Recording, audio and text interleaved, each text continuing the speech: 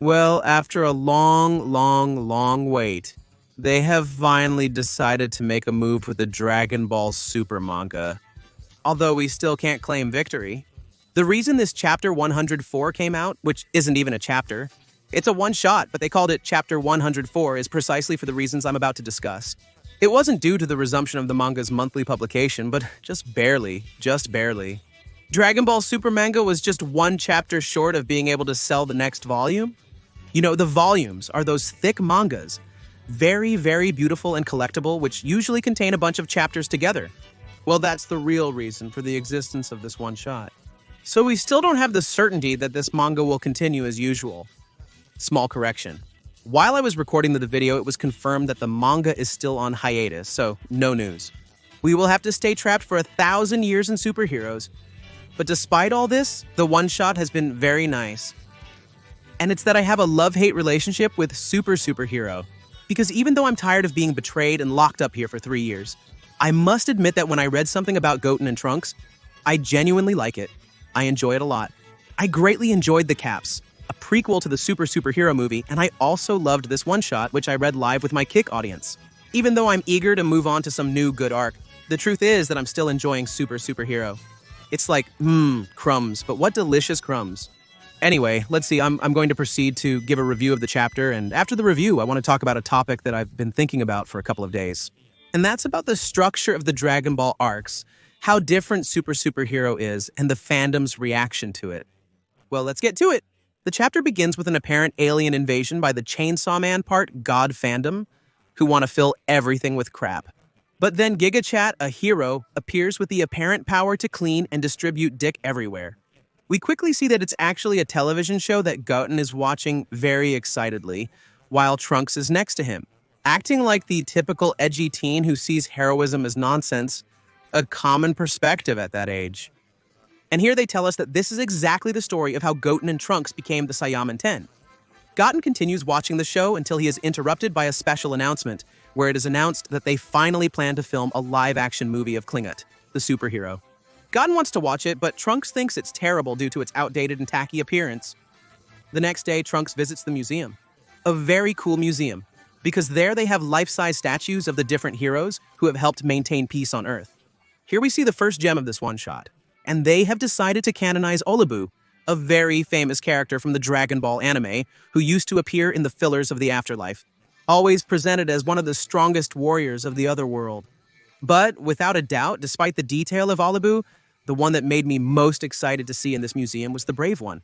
And GigaChat Mutaito, this chat was not only the master of Rochi and Master Gruya, the sensei of Tenshinhan, the two best senseis on the planet, but also the person who created the famous Mafuba, used even not many years ago in Dragon Ball Super. Against the divine troll Zamasu, he locked up Piccolo from Imaku and saved the world, sacrificing his own life. A genius in my books. Here we also see that Goku is considered one of the heroes. Logically, he defeated the Red Ribbon's horrible organization, so it was expected. We also obviously have Mr. Satan, who is there not only for his lies, but also for his merits. Let's remember that his role in the series, from his first appearance, has been fundamental to the succession of events. Finally, we see the great Saiyaman catching Trunks' attention.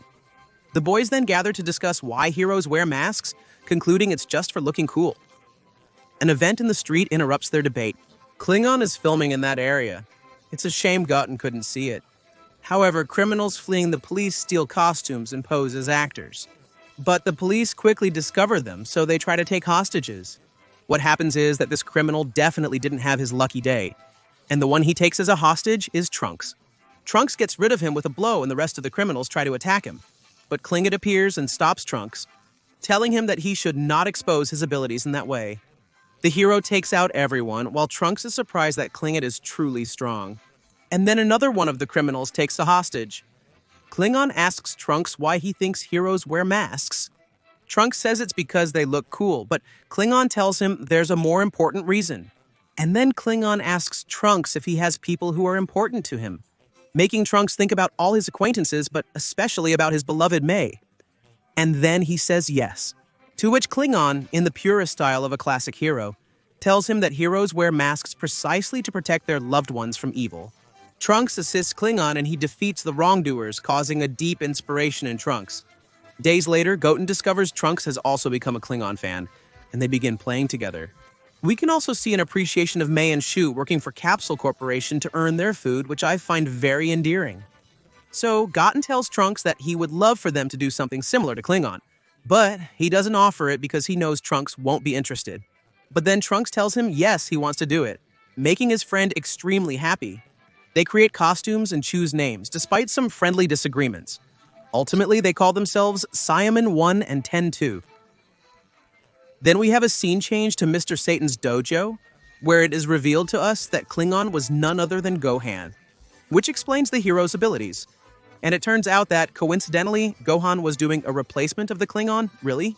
Videl inquires about Trunks, and Gohan reveals that he stopped Trunks from ruining his own life. In front of everyone, he displays his skills, just like what happened to him. Both parents then search for Pan and resume their duties. It's amazing that no matter if it's in the present or in the distant future, Gohan is always destined to be the inspirer of kids and motivate Trunks to be a better person. Gohan teaches us that the hero will always be a hero, regardless of his circumstances or abilities. He will always inspire others, he will always be a symbol, he will always be an ideal to aspire to. Truthfully, I love you very much, Gohan. The chapter ends with Goten and Trunks saving the day from some wrongdoers in the purest style of the great Saiyaman, and there ends this nice and friendly one-shot. As I said at the beginning, I complain that we have been stuck for such a long time in one way or another in this arc, but they are certainly cooking it very well, and the things that are coming out definitely do not disappoint. On the other hand, and the last topic I wanted to touch on today, which I mentioned at the beginning of the video, is about those who say, why? Many of us want this arc to end if it is the only original one, that we will then move on to another clone arc of Goku and Vegeta defeating a villain, and that's it. But is this true? Is Dragon Ball really like this? Or is it a Mandela effect of so many that Dragon Ball has? Let's see Dragon Ball Z. Obviously, it never followed this supposed arc structure except at the end of Majin Buu. I guess we will all agree. But what about in Super? Are we going by Battle of the Gods arcs? Well, no, nothing to do with it. Literally, they didn't even touch the arc antagonist. It was in the purest Raditz style, arriving in Z to expand the lore. Vegeta couldn't do anything, and Goku could barely make Bills heat up a little. In Fukatsu, right? F, does this happen? Goku and Vegeta defeated Golden Freezer. Let's fight one-on-one, alright?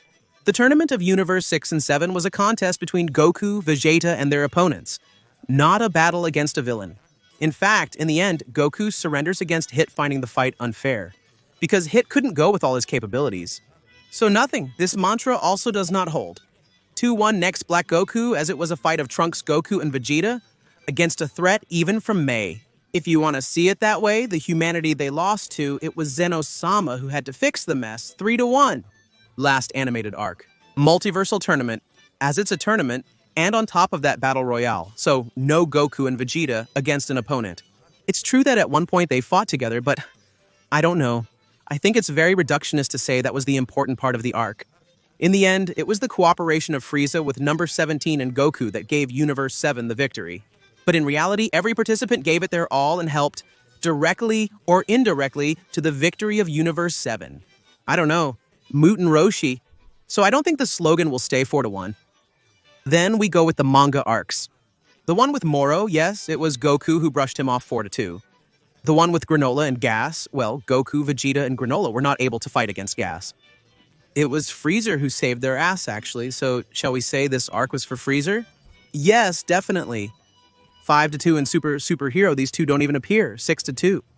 Well, out of 8 arcs or sagas that Dragon Ball Super has, only 2 are, as people say all the Dragon Ball arcs are. And on top of that, those 2 are justified, so I don't know. Maybe people exaggerate in saying that Super Hero is the only Dragon Ball arc that is not Goku and Vegeta defeating a villain, and that's it. Anyway, that's my take. See you in upcoming videos. Bye.